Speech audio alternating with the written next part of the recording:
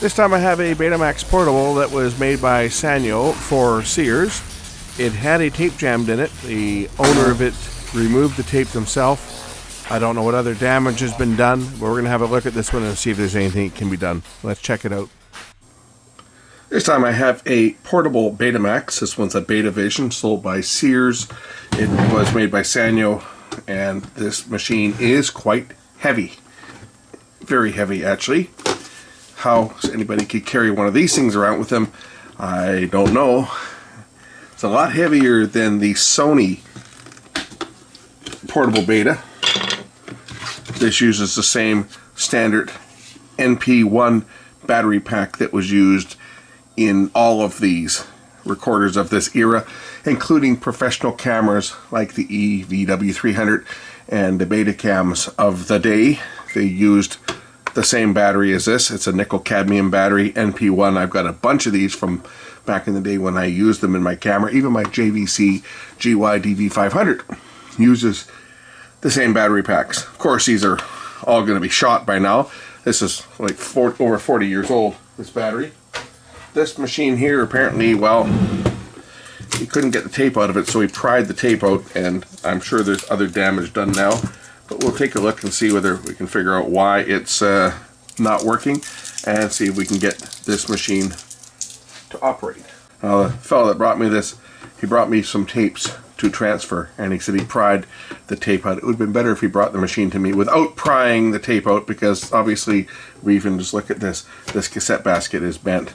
I don't know whether I'm going to be able to do anything for it, but we'll certainly try. We'll start by opening the unit up and take a look at the mechanism itself. I'm not going to power it up or anything until I get it apart. And hopefully the damage is not that bad, and that we can get this old beast working again.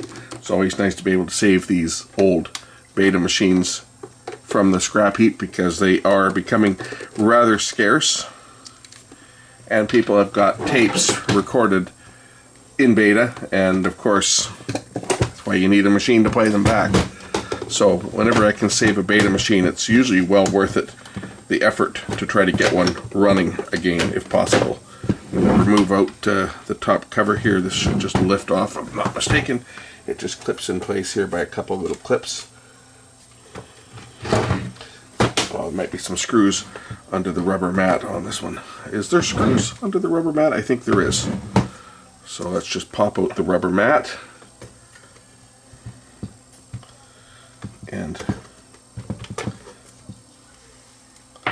remove the screws here, one on each end, and then that'll lift off the tape door.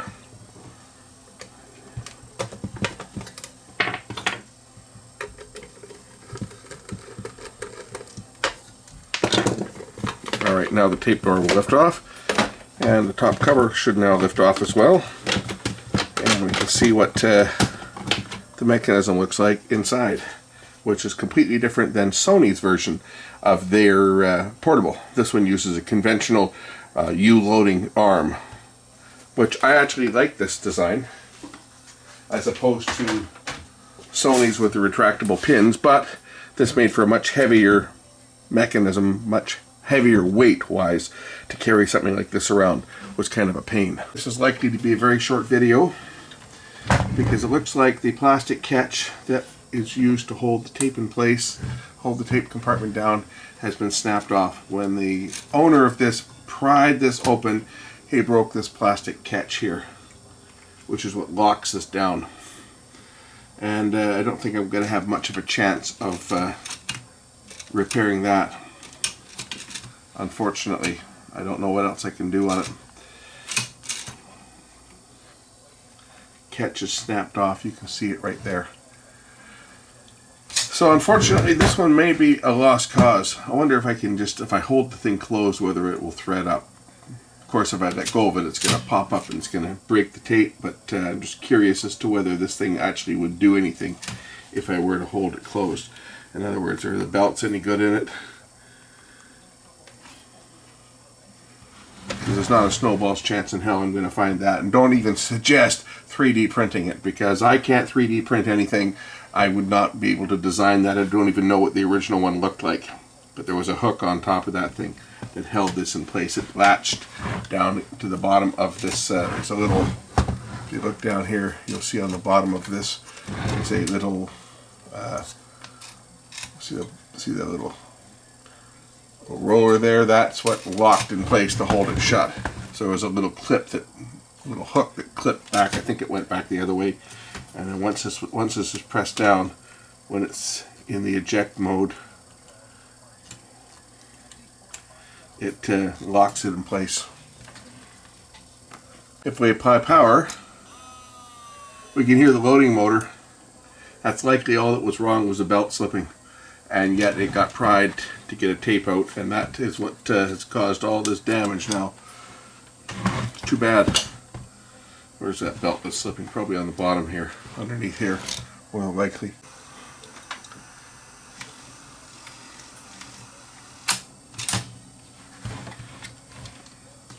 Okay. When you close this down, this is what happens. When you close it down, it will press down on this lever, this latch here.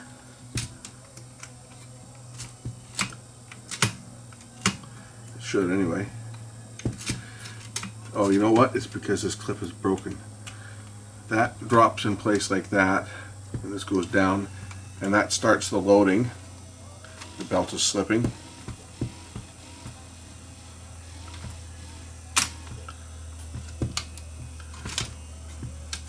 And now the unit is loaded, and you press the, of course it's not going to complete the loading cycle because the belt is still slipping, but you get the idea.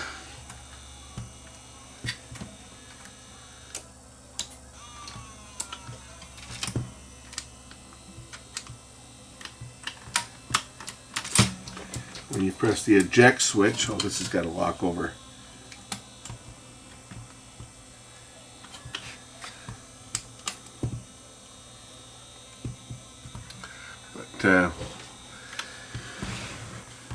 When you press the eject lever on the front, the eject lever will activate this switch here, which is not in the right position because it's not loaded. That would be pushed down, I think.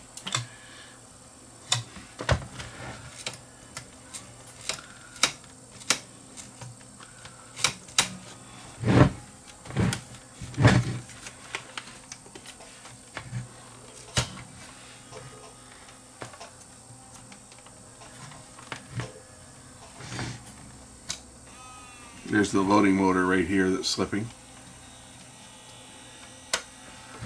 You can see the loading motor right down there. That's the one that the belt is slipping on. Right there. It's not completing the loading cycle because one, the belt is slipping, but two, it doesn't matter because the mechanism itself is broken. The lever is broken off of it. So, unplug the tuner camera cable. This is for audio video going into it. There we go. That's only needed for the AV signal. Power goes in through this external cord here.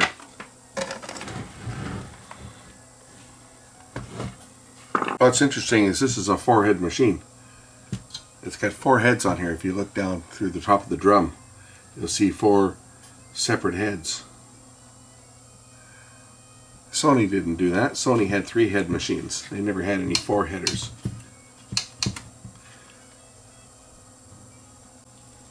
Unfortunately, I'm going to have to just leave this as it is because without that arm, that locking arm that holds the cassette compartment down, there's no point in even trying to do anything else on here because, well, without that piece, it's not going to complete the loading cycle.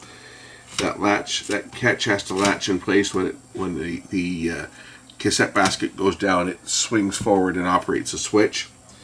We can get it to load. I mean, the loading belt is shot for starters, for sure. Also, there's an idler down here that is also worn out. There's no torque on it. I can turn the motor by hand, and you see the idler down here. I can turn this motor by hand, and yes, it will turn the reels, but there's no tension on them. It's not going to rewind a tape. If I just touch this reel here like there's no torque whatsoever. You can see it slipping. Same with on this one. It'll turn it, but I just have to touch it and it won't move because the rubber idler is worn. So for starters, it needs the idler. It needs the loading belt over here, which you can see. Where is it? It's right down there. There's the motor right there. You can see where is it? There it is, right there. It's a flat belt, like a capstan belt. That's the loading belt. Needs the belt replaced. Needs the rubber idler tire over here needs to be replaced. But of course, the part that's broken is that piece right there. That piece is snapped. The piece that's broken off it isn't even here, so there's not a chance to try to glue it back in place because the actual piece that's broken is missing. The cassette basket itself also, as you can see, is not straight. It's bent. If we look at it, if I close it down, you'll see what happens. It's not going down straight. But that could be fixed. Oh, that's metal. That could be rebent. But the fact that we've got an unobtainable plastic part that's broken, I don't know where I would find one. If it's ever, maybe somebody's got one of these parts sitting in their inventory somewhere. That's about the only chance I think I'd get at finding that part. I don't think anybody's 3D printing these, although I haven't looked. I don't think I will be looking because the person that brought me this brought me all their beta tapes to digitize. So it's not like they're going to need the machine. They'll probably end up leaving me this machine just for junk. That's a possibility, but without that part, there's no point in trying to even go any further than this. So I'm just going to throw it back together and say thanks for watching. I think it's kind of a neat old machine, and it would have been really nice to get it going, but that's the problem when you've got obsolete machines. I can't get parts for them. You can see if I can get this thing to unload again if I can. Probably not even going to complete the loading cycle. Oh, there we go. Now it completed the loading cycle. Oops. Okay, so now it's completed the loading cycle. If I press play, it tries. That belt is slipping, obviously.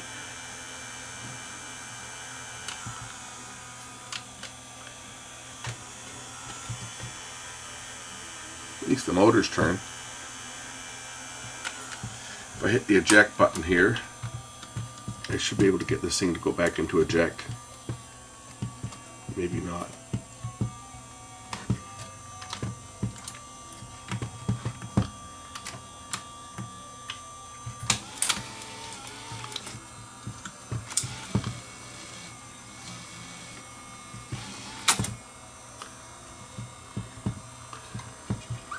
As you can see, the motor's turning for the. There we go.